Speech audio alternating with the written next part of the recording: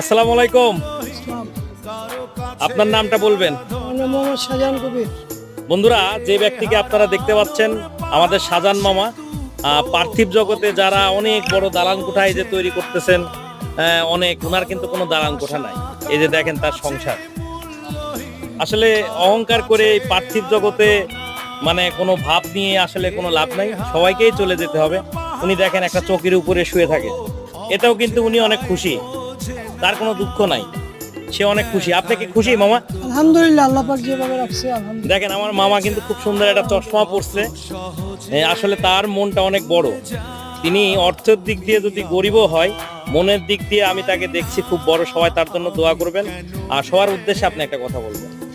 হ্যাঁ, বাংলাদেশের সবাইকে আমার আন্তরিক ধন্যবাদ, ঈদ মুবারক। সবাই ভালো আছেন, আমিও ভালো আছি, আলহামদুলিল্লাহ। আসে